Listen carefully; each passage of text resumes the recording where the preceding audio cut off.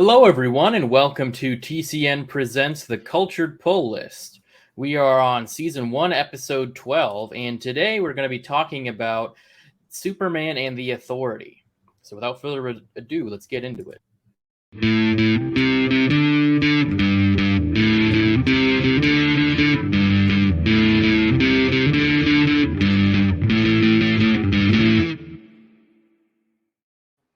Hello, everybody. I'm Mike, and this is Luke. And like I said at the title card, we are covering Superman and the Authority. And this is on the heels of some rumors that have been going on, like leaked on Reddit. I really don't know, if they're legit or not, but there have been some people saying that there's a Superman versus the Authority movie coming after Superman Legacy and the Authority movie comes out. So no idea if that's like legit or not, but I feel like at some point the Authority in the DCU is going to meet the other DC heroes. James Gunn said that himself. And this book is actually it's written by Grant Morrison. And this is, I believe, the fourth Grant Morrison story that we've covered on the show. We did Supergirl, Woman of Tomorrow, and All-Star Superman, and what was it? One of his Batman runs, Batman the Black Glove. Supergirl was Tom King, so this is the third one. My bad. Okay, yeah, so three, yeah. Okay. We also covered the Authority on this show, though this is more of a kind of rebooted, very different version of the Authority than the original comics, because those were published by Wildstorm, but that got folded into DC at some point. But yeah, so check out those other episodes we did with the other Grant Morrison stories and the Authority. But yeah, let's just jump right into this story here with Superman the Authority, written by Grant Morrison, with art by Michael Janine, Travel Foreman, Evan Cagle, and Fico Ossio.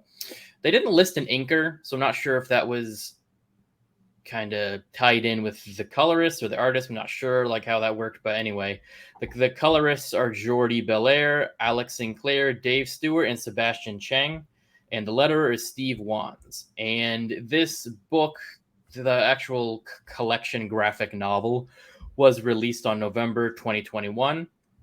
It was a 4-issue series, and those comics themselves were released that same year, 2021. So this story starts out in some kind of confusing flashback, but it shows Superman talking to JFK in the 60s, obviously before his assassination. And JFK basically is just talking to Superman about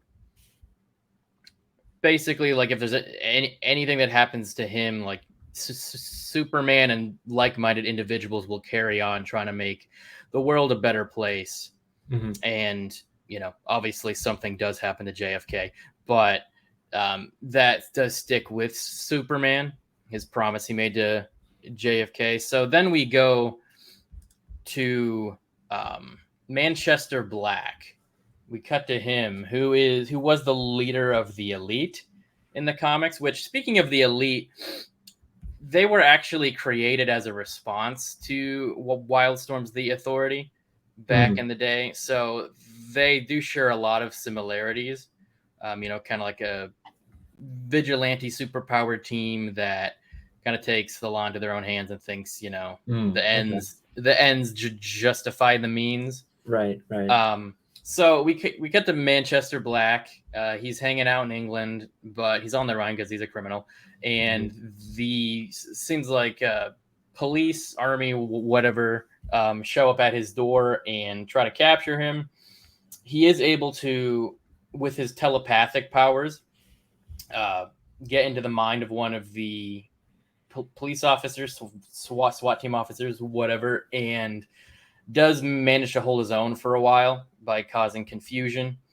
But that only lasts so long, because then some helicopters show up and they actually they shoot at him, and they actually hit him a few times, and then they hit him with these stun electrical devices, and they incapacitate him. But Superman shows up and saves him before any more harm can come to him, and he actually takes Manchester Black to his Fortress of Solitude, Which something I meant to mention earlier. This is during the Infinite Frontier run that was going on in DC at the time, and with this run, with this storyline, Superman had begun losing his powers due to his age, I guess, and so he's only like a fraction of his strength, and he's losing his powers, and you can even see he's kind of got the Reed Richards thing going on with his hair. Yeah. The gray. So his age is starting to show. And that's it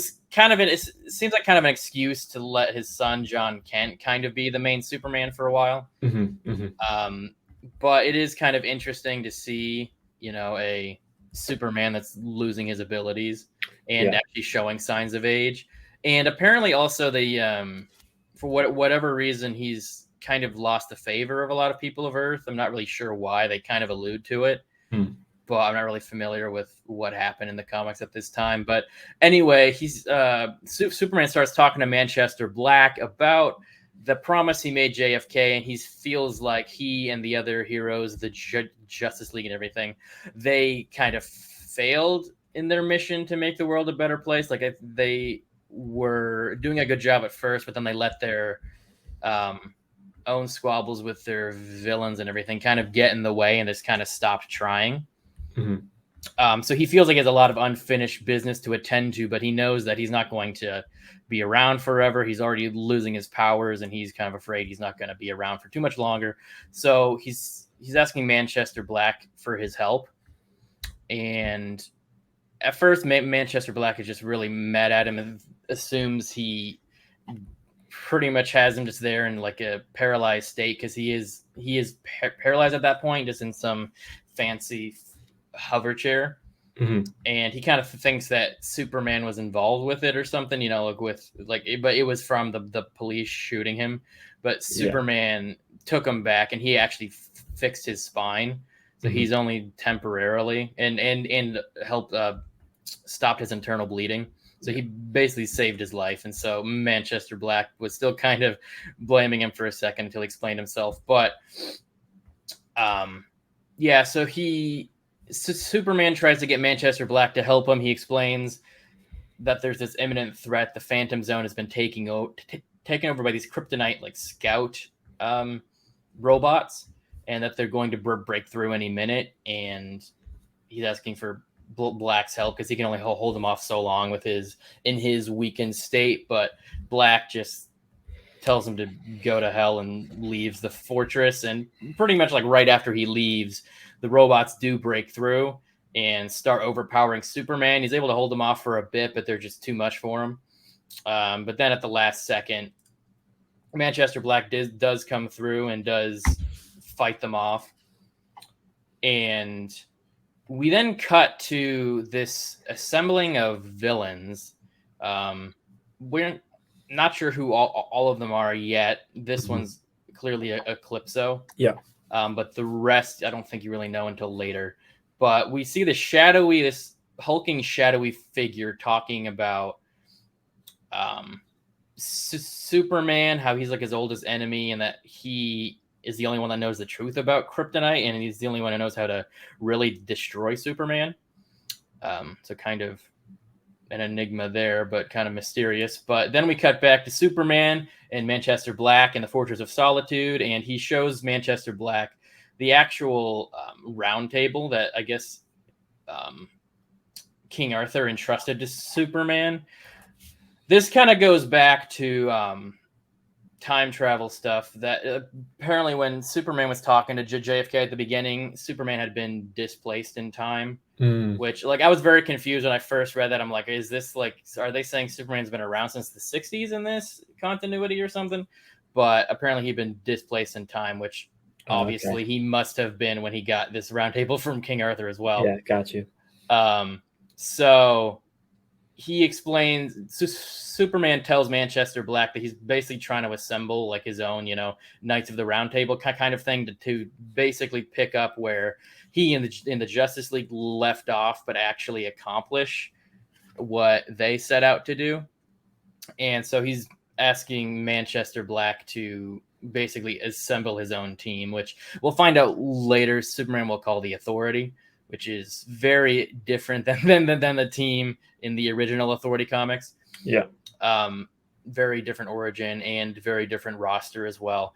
But Manchester agrees because Superman can keep the law off his back. He's obviously in a lot of trouble with the law, and that's pretty much his only motivation at this point. But they do share a drink together, and there's this weird scene where I guess they're drinking mineral water instead of champagne or alcohol, and Manchester Black says something about having a pre-existing medical condition where if he doesn't consume alcohol every hour, he like goes into like a coma or something.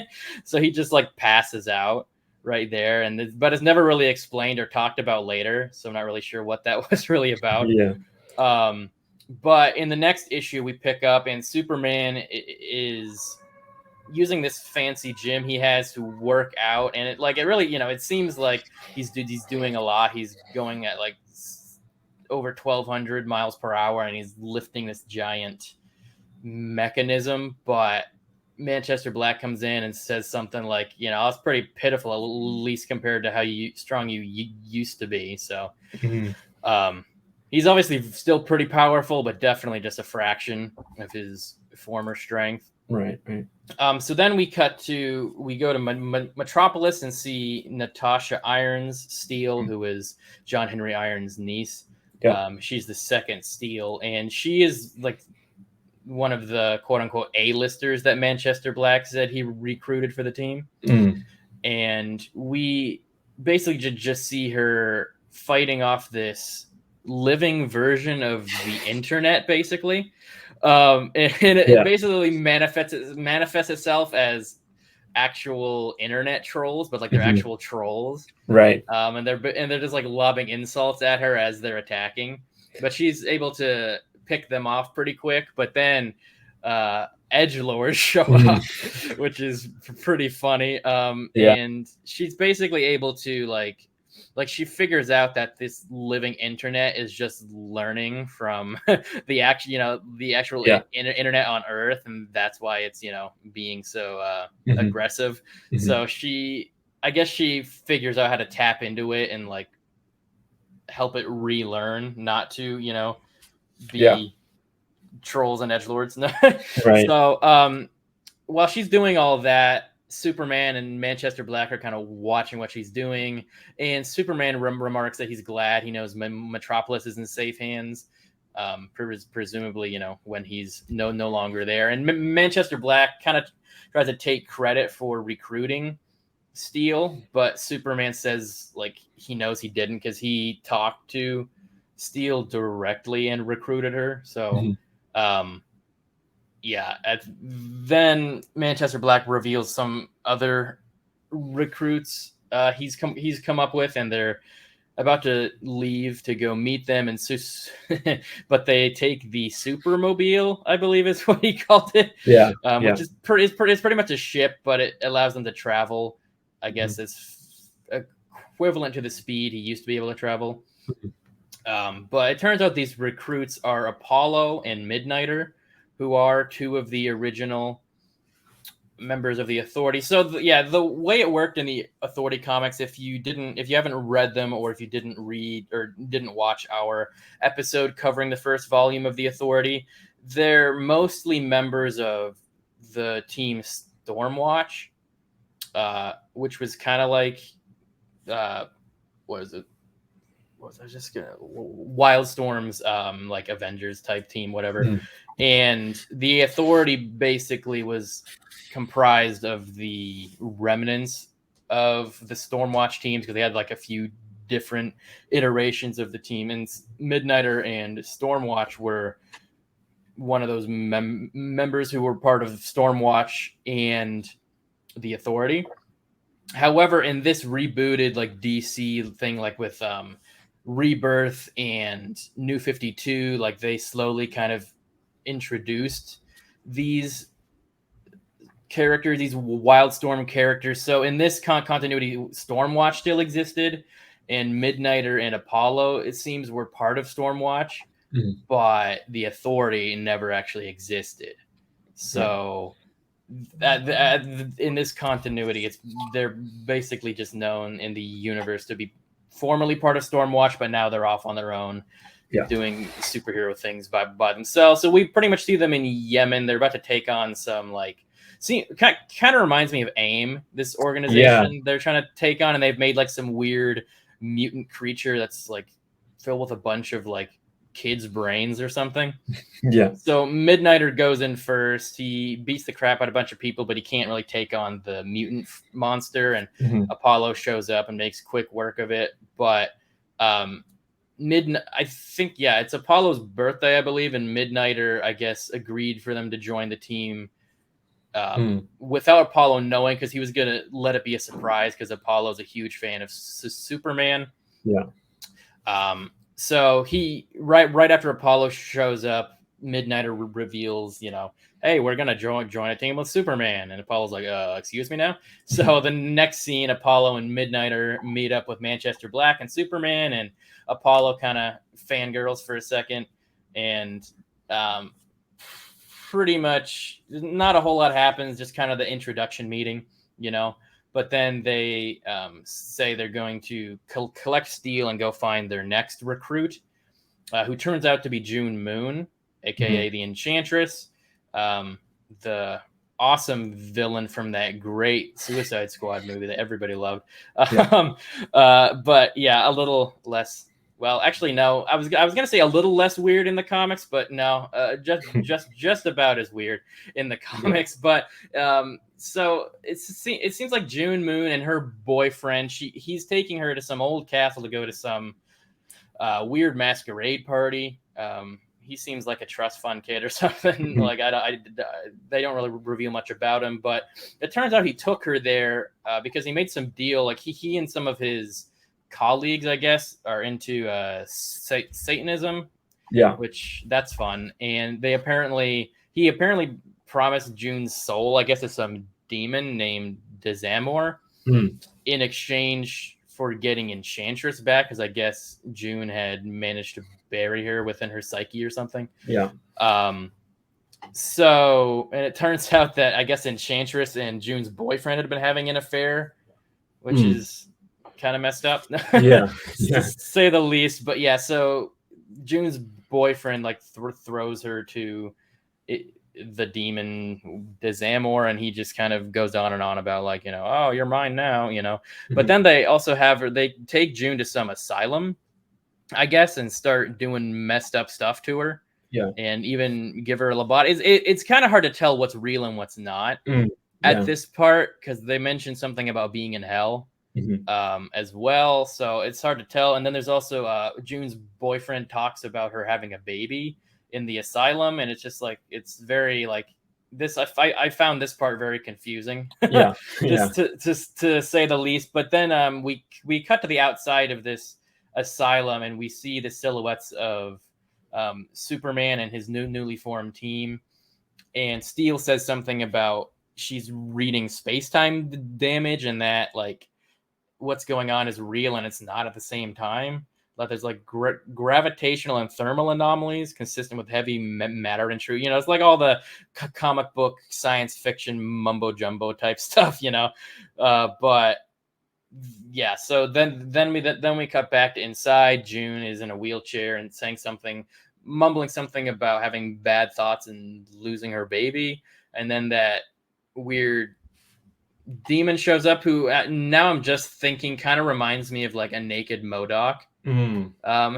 But he starts, saying a bunch of crazy shit. And then, but as he's in the middle of his weird monologues, Superman punches him out, and so Superman and his team show up and say, June, you're in hell, but we're here to save you. We're here to get you out.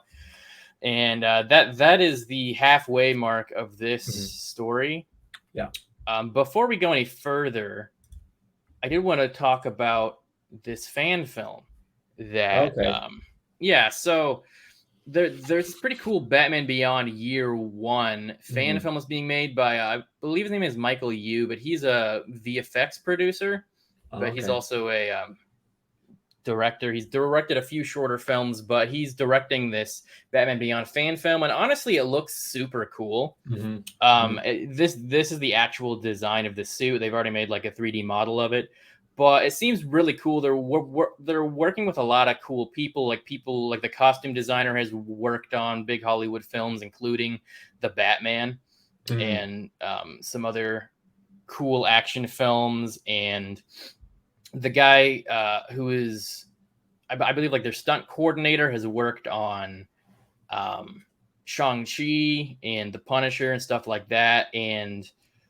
they're actually going to be using the volume, the same technology that they use for the Mandalorian and the Batman. So it seems like it's gonna be a pretty cool fan film, like pretty,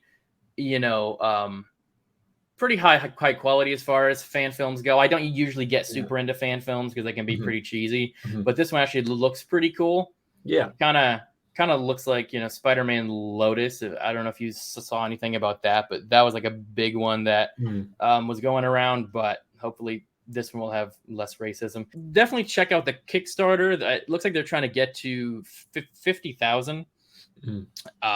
But yeah, it looks very cool. So scan that QR code if you'd like to contribute. And they do have like a introduction and like an overview video on Kickstarter if you just want to check that out as well. So yeah, let's jump into the second half of this story. All right. So yeah, the issue picks up. It seems like right after, but it's actually a little bit of a time jump. It picks up. June Moon wakes up and she's introduced she's introduced to the rest of the Authority in Fort Superman, and but it turns out that it was actually in the future, and then we flash back, and the first part of this issue is actually them going into like the mirror hell, whatever place it was, and rescuing June from there, and there's that freaky little guy, and then Manchester Black kind of is like he's on the outside of the mirror while it seems like everyone else is in there fighting. And he just kind of shows up as Superman on his shoulder, like kind of cool. And then they're talking, and then the demon's like, I'm gonna break out and I'm gonna eliminate all good. And then he's like, how's that gonna make you feel? He's gonna make you feel good, right? It's like yeah, that's funny. But then like they ultimately like I'm not really sure exactly the logistics of this, but they managed to like get the actual Enchantress in the mirror with him, and then the demon guy doesn't seem to like that very much. And then they kind of like, I don't know what exactly happens, but somehow they combine their powers, obviously because they're the same person, and then they sort of, that's how they break out. Because it was they mentioned something about like June like creating that she was like keeping herself there or something. It seemed like she was doing some weird psychological stuff with her powers and like kind of having a mental break or something. But somehow they like, so basically the point is that now that she can control both, like kind of like Professor Hulk kind of thing, where she can control both sides of her personality. You're right. Yeah. And then so they escape, and then we're back to Fort Superman, and they're talking about the next and final member of the team is Light Ray. No, I think there's two more actually. Well, they're only going after Light Ray, I think, and then OMAC joins later, just like because they're kind of a package deal. Okay, no, but there was also the one from Mars, right? Oh, I don't remember, honestly. Now that you're mentioning it, I don't. I don't know. Light Ray is one of them. And then we kind of flash back to the same shadowy group we were talking about earlier. They're talking about how they're Superman's greatest enemy. I mean, not the greatest, the first enemy, and they're going to set up something in Dubai to kind of distract Superman's team while they take care of something else.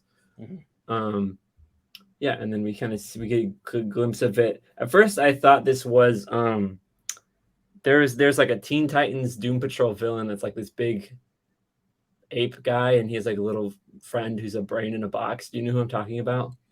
I don't know. There's so many apes because I'm trying to think. There's Gorilla Grodd, but then there's Ultra Humanite, and there's I don't remember who the other one was. That's the first one I thought it was, but it is a different character. I've never actually heard of Ultra Humanite before. Okay. Apparently he's an old villain. So they're gonna go out to Dubai because there was an attack there. That was sort of the main where all the forces are going to distract most of the players while the big bad kind of does stuff in the shadows. So the rest of the team goes to Dubai through their magical authority doors, and Superman stays at Fort Superman. And then we go to Mars, where apparently there's like a storm while also this woman is giving birth, which sounds just like incredible. A lot of fun.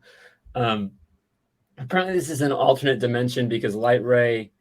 Okay, now I'm understanding. Oh yeah, Light Ray was born on Mars. Yeah, okay, it was a flashback. I thought they were separate people. No, Light Ray was born on Mars, and now she's like the superhero influencer because apparently they're from Earth 9, I believe. Yeah, she and OMAC. Yeah, Mars from 2001, so it's obviously a different timeline. No, okay, we got it sorted out. She's born on Mars. She's super popular, but she's like really depressed now. And someone in the shadows is talking to her, and like she's about ready to kill herself, and then like and then he kind of like shows her this little jewel thing, and then it just says Eclipso, and it's all black, and then and then Apollo shows up, but that's right when OMAC does as well, and Apollo, and they get confused and they start fighting because OMAC thinks that Apollo kidnapped Light Ray. Right. And then we cut to Dubai with Steel, Manchester, and Midnighter. They show up and they're fighting like this sort of fog thing, but there's also like other metahuman villains there as well. And we're back to Superman, who's alone at the Fortress of Solitude, and he's looking at kind of his trophy room, and he realizes that there was a statue of Solomon Grundy, which he didn't put there. It turns out that was the Ultra Humanite, the big bad of the story, who starts fighting Superman, and it looks like he defeated Superman, and then they go to the bottled city of Kandor, where like his plan is to take his brain out, because he doesn't the Ultra Humanite doesn't really have a body. He just kind of possesses other bodies. Right now he's in Solomon Grundy's body. And his kind of plan is to sort of like just take his brain and put it into Superman's body because of the ultimate brains and brawn. But this was all part of Superman's plan, apparently, because Lois Lane's still in there too. And she kind of just shoots him and then Superman rips his head off, which is pretty cool. Yeah. And then, which doesn't kill him. It's just and also I'm pretty sure like Ultra Humanite like clones his brain to put into other things. Which is interesting. Yeah, because that goes back to the army we were looking at earlier, because he kind of just has like a hive mind situation. So it doesn't kill him, obviously, because his brain can be detached from his body. Then it turns out that Brainiac is also behind it as well. And he's sort of kind of pulling the strings because there's another one of the Ultra Humanite guys right there as well. And then so the metahumans start showing up, and one of them's a white supremacist named Iron Cross. I'm not sure if any of these guys existed beforehand or if they were made up for this book, but they're kind of interesting. Iron Cross sounds familiar, but I'm not sure if another one is Fleur de Lis, which might be the name of the Fleur de Lis. Fleur de Lis. Yeah, she's a French super spy, and she begins fighting Steel, and there's kind of this moment where that's a different character. The other one, I don't remember her name. Civ, sort of like this android character, and she's kind of like an activist. Yes, from a different dimension. And she kind of manages to infect Steel's suit, and so Steel starts falling because she doesn't have her suit. But then she also manages to like get a new one, kind of like in midair. Kind of this cool little situation happening over here. She says like suit too. Like it's not clear if it's like part of her. Or what? But it's kind of cool. Yeah, she's like a second backup one. Right. Okay, so I'm pretty sure all of these characters that are in this were previous characters. Okay. That's interesting. They're just pretty, obscure for the most part. Okay, no, that's cool. Because it seems like Grant Morrison does that a lot based on the stories we've read. Yeah. Well, and one of these guys was part of the Elite. This guy on the screen right here, Coldcast. Yeah. Interesting. So there's Coldcast, I believe the final member. He sort of managed to get inside Manchester Black's brain. And now that you mentioned it, they actually do have a history, so that's probably what that is. Yeah. And then Apollo and OMAC are like, hey, we're looking for the same person, so we should probably stop fighting. And then Superman kind of he starts talking to Brainiac through this like headpiece, and he's basically kind of narrating the rest of the story. And then over West Hollywood, we have Eclipso and Light Ray are kind of flying over, and he's sort of convincing her to kill herself. But Apollo shows up at the last second and kind of just blows Eclipso up with a bunch of light because that's his weakness. Yeah. And then there's this really fun exchange where like Midnight is like, if I wasn't gay and married, I would actually be really interested in you. And he's like, oh, you're gay? I'm a gay too. That's cool. Yeah. And then they're talking to Brainiac, and Superman kind of just teleports away, and Brainiac's like, what? And then this is kind of the end where like they defeat the villains in Dubai, and they're like, well, we kind of have to, there's a bunch of superheroes already left on Earth, so instead we're kind of just going to travel the universe and the multiverse and kind of sort of just fight for justice across that. And well, yeah, he also says that they're going to go to Warworld. Right, yeah, that's like their next big which leads into like what the big Superman story before Dark Crisis. So what were your overall thoughts about I thought it was good. I don't really feel like it was, I feel like it was the Authority in name only. Like they didn't really feel like the Authority like what we've read before. I mean, there obviously were some characters, but it it didn't really feel like the Authority to me. Yeah, I was kind of like we've talked about this before with Grant Morrison's stories. It definitely felt like kind of confusing until mostly the end. Like he kind of just like introduces stuff throughout the story that doesn't make sense out of context. But once you have the big picture, like I wasn't super. Like I kind of this really wasn't what I expected it to be. Yeah. I expected the Authority to already be like an existing team in DC. I really didn't know like how DC had handled them so far, and I kind of expected it to be Superman teaming up with them. I didn't realize he made the Authority. Like it's not a terrible concept, right? It just isn't like you said. It's not really the Authority, and really the only two Authority members who were previously on, the actual original Authority or Midnighter and Apollo, right? But I did think it was a pretty cool story. I was a little bit like, where's this going at the beginning? And I wasn't like super invested in like probably half of the people they recruited. Yeah.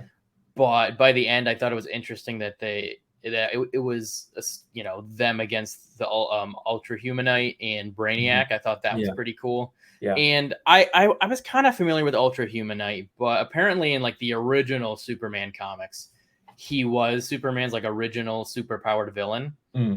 Before even Lex Luthor was created. I think that was like during the golden age, and it was before he took over the body of a ape. He was just like a paraplegic guy. Okay. Who was just super smart, I think. But yeah, and then like I think like towards like the Silver Age or something, he started like putting his brain in other bodies, and one of his main bodies was a albino gorilla. So yeah, that was interesting. But yeah, what do you think? Because we know that the Authority is going to show up in DC. They're going to do a whole Authority movie. Yeah. Like, how do you think that's going? Do you think they're going to kind of mix? Do you think they're going to have the original Authority team members, or do you think they're going to mix some of them with like the newer members of the Authority that they have in DC now? Yeah, that's an interesting question, because I feel like I don't know if James Gunn is going to be writing or directing, but he's going to be creatively involved to some extent. And I feel like with that, he's going to use some of the lesser known characters. And so maybe not like the characters you would think come to mind when you think Authority. Like they're probably going to have Apollo and Midnighter, but maybe not like all the other characters. Sure. Probably going to pull from some other characters as well. I know for sure that they're going to adapt the original Authority concept of, the idea of them being kind of a anti-hero team. So I am glad they're doing that. I kind of prefer that to this version, but at the same time, it is going to be interesting to see them interact. And I think it makes sense. Like, even though it's not really clear if that rumor is true, I think a Superman versus the Authority, or a Superman in the Authority movie with that version of the Authority is probably likely. Yeah.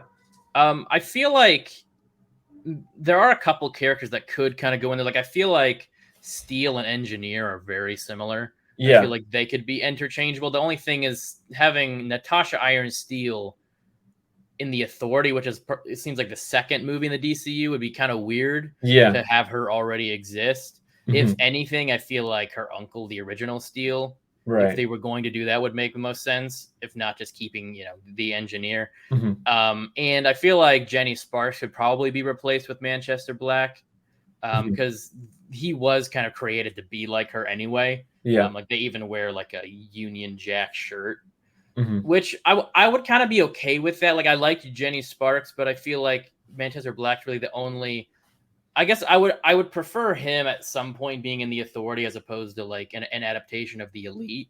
Because I feel like I don't really find many of the other Elite characters that interesting. I think Manchester Black's the only one I'd really be interested in seeing. So I feel like down the road, at least, having him be in the Authority would be cool. And I feel like their roster will probably change as the DCU goes on. So yeah, that'll be interesting, I think. But yeah, going forward, we're definitely going to cover that whole Warworld thing that this is sort of a prelude to. Where Superman and the Authority go to Warworld and stop Mongol from, his reign of terror there. But yeah, pretty cool. One like very kind of minor detail, I guess, but there are a couple times where like Superman shows up and says like, "Ladies, gentlemen, others," or something. But it happened more than once, and I'm kind of assuming it was because the writer Grant Morrison is non-binary. So I'm assuming, and also OMAC is non-binary. Before we close out, let's talk about our cultured picks for the week. So mine is Daredevil number 8, which I was actually going to do another one, but I read this one last night. I picked it up like last month, but I never got around to it. I believe this issue came out last month, but this whole Daredevil run that's been going on lately is kind of interesting. Like, there's this group called the Fist that's kind of like the antithesis to the Hand. And Daredevil and Elektra have kind of become the king and queen, like the leaders of the Fist. But a lot of stuff like this series kind of puts Daredevil into kind of a lot of moral quandaries, or at least like kind of towing the line in a lot of ways to defeat the Hand, because he breaks out a bunch of criminals from prison to rehabilitate them and basically offers them, like freedom, or freedom on their island, as long as they'll help them in their war against the Hand. But then on the other side, you have the Hand, who I guess have found a way to like tap into hell and directly commune with the Beast, which is kind of like their, like, I don't know, kind of not their leader exactly, but kind of like their god. And their new leader, though, is the Punisher. They initially agreed or told him that they would bring back his wife if he served them as like their assassin, but also their leader. But as time went on, he becomes corrupted and possessed by the Beast. But what I thought was really cool about this issue is due to a bunch of different events, the Hand and the Fist actually come to blows, even though the Fist isn't really ready to fight yet, but they have to save this kid. So you have this really cool like war, pretty much, or this big battle between the Fist and the Hand, but also against Daredevil and Punisher. And it's pretty cool. Daredevil seems very like jaded, which he in the comics he kind of goes back and forth between being very like morally idealistic and very like kind of jaded. So he's kind of like a mix of this in this series, where he doesn't want to kill people, but he almost kills Punisher, and is like kind of this whole time kind of like almost dehumanizing him, almost kind of like justifying like it being okay, like like he's pure evil, so maybe God sent me to kill him, kind of thing. Whereas Punisher is like, you let a bunch of murderers out of prison, like I let you live because at least you were getting scum off the streets, but now letting you continue is as bad as putting a gun in a killer's hand or something. So it's kind of interesting, that whole battle, but I thought that was pretty cool. Is this also when Elektra is Daredevil as well, or is this... Yes. Okay. Yeah. And so she and Daredevil, I believe, are like married at this point. And so they're like the Fist calls them like their king and queen or whatever. But yeah, so it's pretty interesting. I think the issues overall are interesting, but I thought it was kind of cool that they brought those two storylines together of like, because the Punisher in his own series is like doing stuff with the hand, and then Daredevil in his series is doing stuff with the fist. So they finally came to blows, which was interesting. Mm-hmm. So what was yours this week? Mine, because last week I mentioned that Superman John Kent issue 2 was out, but I didn't know, so that's what this week's gonna be. Superman John Kent issue 2. I don't know, because something big happens in this issue, so I don't know if I want to like get into super spoilers, but okay, fair enough. Yeah, it's called Injustice because it does involve that version of Superman. I believe it's like Earth 43. He shows up at the end. And he actually takes John to that Earth. So yeah, that's why it's called Injustice, because it's going to tie into kind of those characters, and we'll kind of see. That's cool. John can interact with them in future issues. So that's isn't this like the first crossover, like outside of the actual Injustice games and comics? Isn't this like the first crossover between like the Injustice world and like the main DC universe? Yeah. And so I'm not sure if the Injustice event is going to stick just to John Kent, or if it's going to tie into the rest of the DC continuity. But it'll be interesting to see how those things interact. I can't say a whole lot about it because it's spoilers, but something big happens and it kind of ties into that as well. So I just picked up the 2 John Kent issues the other day, so I'll definitely be reading those. But that is the episode for this week. Is the thing on the screen? It's not showing up on mine. I see it on my screen. Okay, there we go. All right. This has been TCN Presents The Cultured Pull List. If you would like to support us on Patreon to help us bring you more content, check us out on patreon.com/theculturednerd. And if you would like to support our show specifically, look for our show's specific tier. Thank you to all of our current Patreon supporters. I have been your host, Michael Malillo, and my co-host is Luke S. Our logo and visual assets were designed by Jose Navarro, and our intro was designed by myself. Thank you so much for joining us. Please be sure to like and subscribe. And if you would like to check out The Cultured Nerd on social media, scan the QR code on the bottom left. And if you'd like to check out Casual Experts, which is me and Luke's brand, scan the QR code on the bottom right.